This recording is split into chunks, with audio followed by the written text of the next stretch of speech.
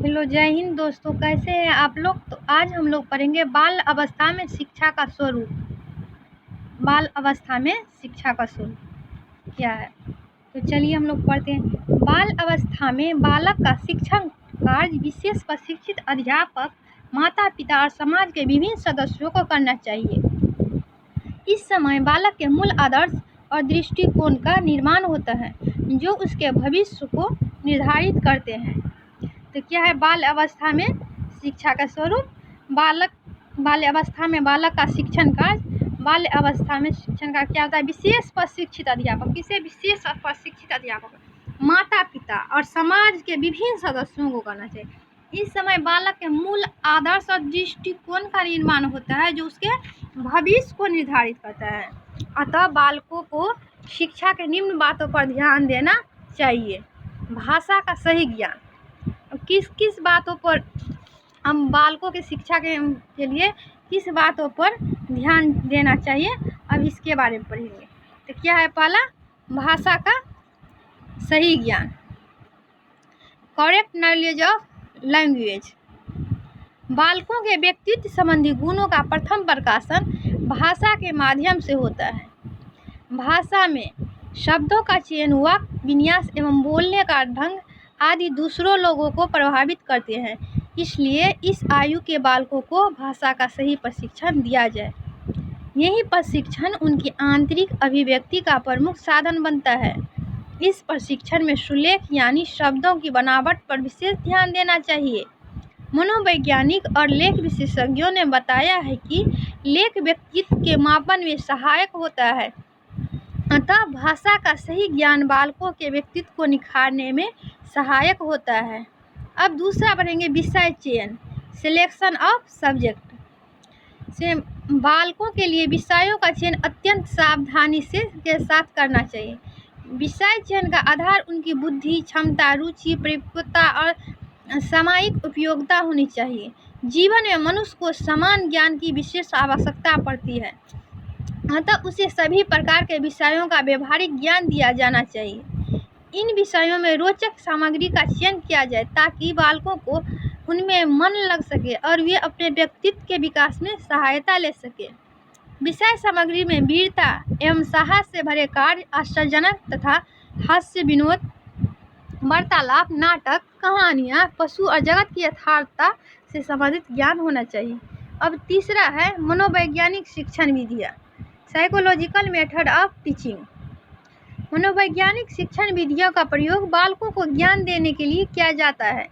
शिक्षण की अनेकों विधियां हैं। इन विधियों का सार्थक प्रयोग ही बालक को सही ज्ञान दे सकता है। शिक्षण विधियां बालक की रुचि, कार्य का स्वभाव और अध्यापक की निपुणता पर निर्भर होनी चाहिए। बाल अवस्था में रुचि परिवर्तन तीव्र गति से होता है, अतः बाल शिक्षा से संबंधित सही विधियों का प्रयोग करना चाहिए ताकि बालकों का बहिर्मुखी विकास किया जा सके। चौथा है पाठ्यांतर क्रिया, एक्स्ट्रा को सर्कुलर एक्टिविटी। बाल अवस्था में बच्चों का मन चलायमान होता है, उनको एक ही स्थान पर केंद्रित करना मुश्किल होता है। इसलिए मनोवैज्ञानिकों ने शिक्षा के अतिरिक्त कुछ क्रियाओं का भी प्रशिक्षण विद्यालय में देना प्रारंभ किया है। इनको पाठ्यांतर क्रियाएं कहा जाता है। ये बालक के शारीरिक, मानसिक और सामाजिक विकास में सहयोग देती है। इन क्रियाओं में खेलकूद, सांस्कृतिक कार्यक्रम, पर्यटन, स्काउट आदि प्रमुख है। इसके माध्यम से बालक की अतिरिक्त शक्तियाँ का रचनात्मक प्रयोग किया जाना चाहिए। अब समूहन का विकास, डेवलपमेंट ऑफ ग्रुप माइंड। समूह मन एक भाव जिसमें व्यक्तिगत भाव का विलय समष्टिगत भाव में होता है। बालक समूह में होता है तो वो समूह की भावना का ही आदर करता है, न कि अपनी राय का। वो अधिक से अधिक बालकों से मिलना जुलना, उनके साथ खेलना, उनके साथ विभिन्न कार्यों को करना आदि में रुचि लेता है। फ्रांस ने लिखा, सामूहिक खेल और शारीरिक व्यायाम प्राथमिक विद्यालय के पाठ्यक्रम में अभिन्न अंग होने चाहिए। देखो और सीखो विधि, लुक एंड लर्न मेथड। बाल्य अवस्था में जिज्ञासा विकास चरम सीमा पर होती है। बालक शीघ्र से शीघ्र संसार के ज्ञान को सीखना चाहता है, अतः वो सीखने में तीव्रता प्रकट करता है।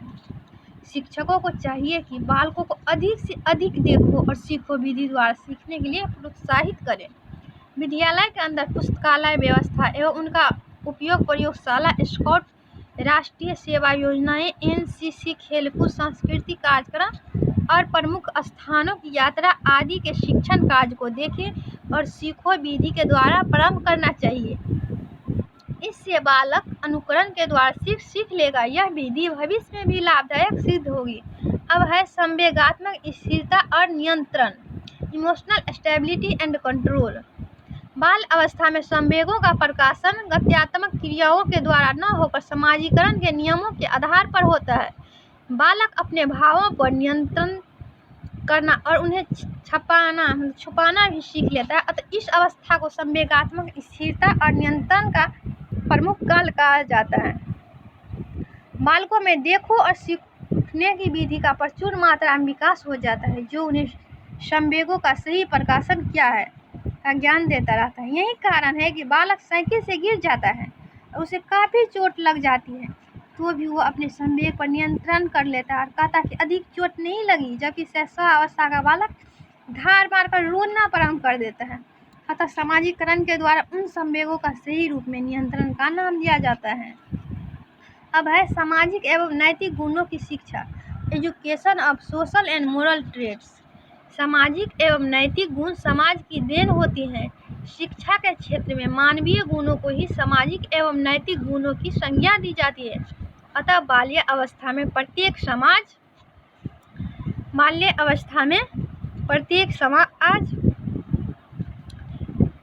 सामाजिक एवं नैतिक गुण समाज की देन होती है। शिक्षा के क्षेत्र में मानवीय गुणों का भी सामाजिक एवं नैतिक गुणों की संज्ञा दी जाती है। प्रत्येक समाज, विद्यालय या प्रशासन बालकों में अच्छे नागरिक के गुणों का विकास करने के लिए शिक्षा देते हैं। बालक समाज और नैतिकता के भाव समझने में असफल रहता है, फिर भी वह इनको धारण करना अपना परम कर्तव्य मानता है। शिक्षा के क्षेत्र में ऐसी क्रियाओं का संगठन करना चाहिए जिनसे भाग लेकर बालकों में अनुशासन आदि सामाजिक गुणों का विकास हो सके। इसी प्रकार से बालकों में विश्वास, अच्छी आदतें, जीवन मूल्य तथा जीवन का होना अति आवश्यक है।